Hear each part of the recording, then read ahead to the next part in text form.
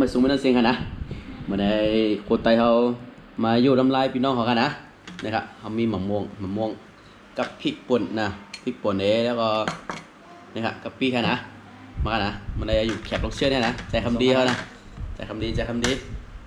เนี่ยเอาตีเฮ็ดขีดเป็นขีดเป็นไหนกันนะนี่ครับเนาะน้ำลายพอกันไหลออกกันนะตัดกินก่อนฮัลโหล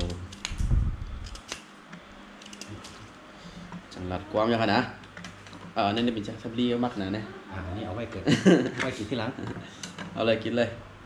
เอาเลยจานได้เนาะนะครับอันนี้มันปอกอะไรนี่งามอยู่เลยปอกของในแคมป์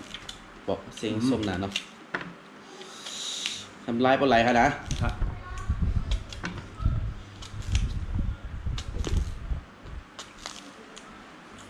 มาค่ะนะกินจมกันค่ะนะ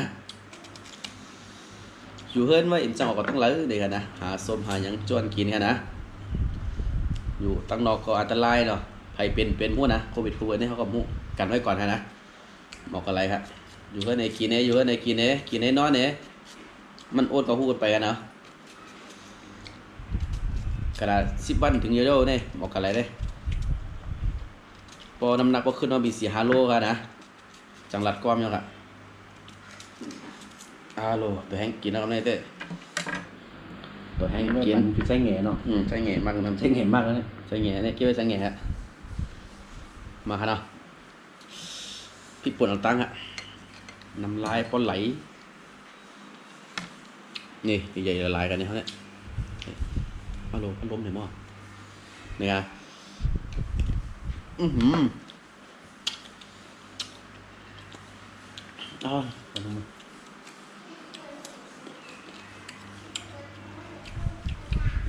มงนี่หอมเตะเลย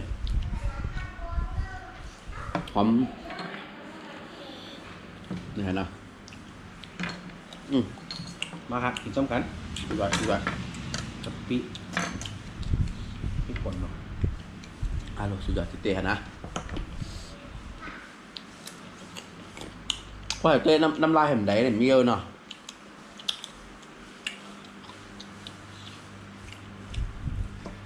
หลายๆไหนพริกนะ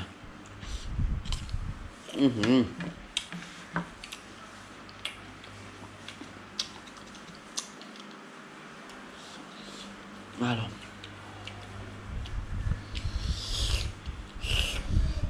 จังหวัดกว้างอะส้มก็ส้ม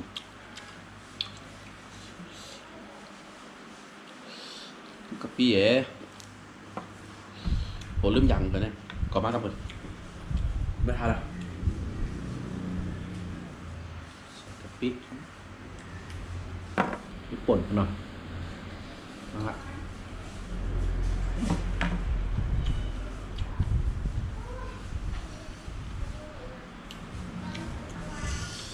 เนี่ยรีบมาในขนาดหอมเต็มหอมขาวหอมขาวครับเหมือนกันกินนั่นเราจะจังหวัดกว้างขนาดนี้ลมก็แห้งอย่างนี้พี่ผลิตกันนะ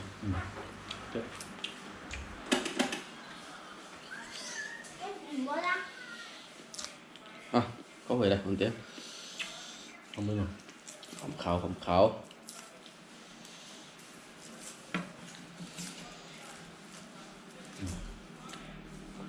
แล้วก็หอมขาวสำหรับความเนาะเข้ากันเลยเนี่ยนะ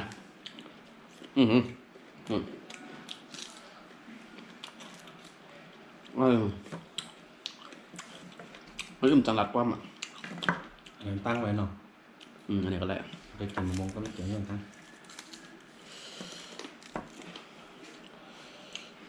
พริกหลายๆจุดไหนแล้วก็หอมเต้มมานะหอมขาวนะครับ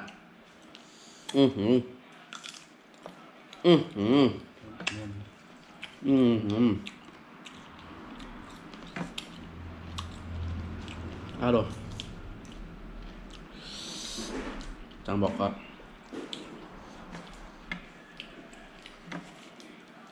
กันนะ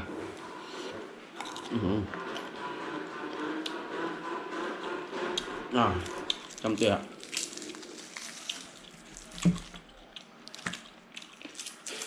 เอาได้มั้ย ครับผม จำเตะขาดนะ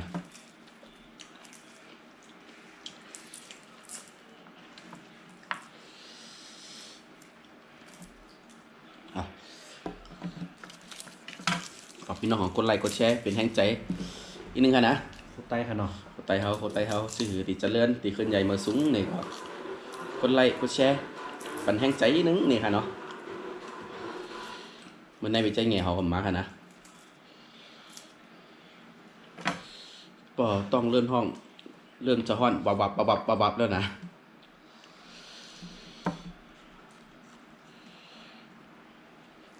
อืมอืม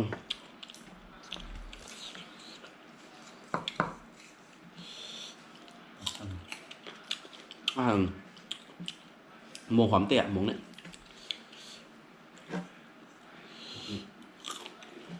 นี่ครับหมูอย่างนี้หอมที่เขาผมอ่ะหอมที่หอมมานะนั่นเป็นแค่นะ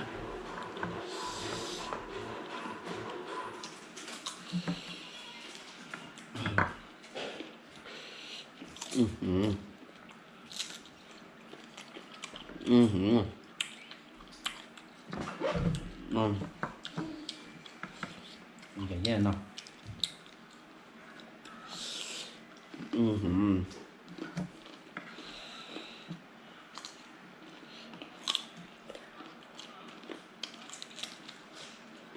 อือหืออืมเชื่อมเนาะอือหือขนมจังหวัดกวาง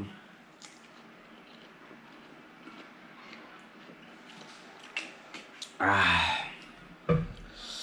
สุดยอดจังหวัดความยาวอือหืออือหือ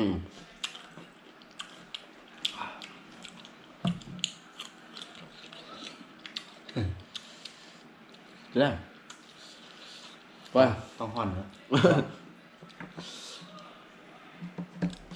โอเคนะคลิปในก็ที่มีแบบกินส้มอยูออนไลน์คุณตัวแค่กันนะจีก็ฝากกดไลค์กดแชร์เป็นแรงใจรายการคนไต้เอาค่ะนะใครเห็นคลิปหยังเนี่ยก็คอมเมนต์ใต้ YouTube ค่ะนะพอเห็นอะไรข่าวเทศปันนี่ค่ะนะอันไรทีมและเฮ็ดบันเตอร์เนี่ยก็ว่างคว้างไว้นึงค่ะนะเมื่อเร็วเต้คือว่าตั้งกินอย่างก็มีค่ะนะกาดเพื่อนลมขายค่ะนะการแรงกันนี่ก็ที่ออกเท่าไหร่ที่ออกกว่าตั้งไรนี่ก็กูค่ะนะจือก็ว่างคว้างนึงค่ะนะมีอย่างก็กินนั่นค่ะเมื่อเร็วเต้ จือก็ติดขอลากันได้กันนะกดไลค์กดแชร์อะไรกันนะไว้สูงไว้น้องสิงห์บ๊ายบาย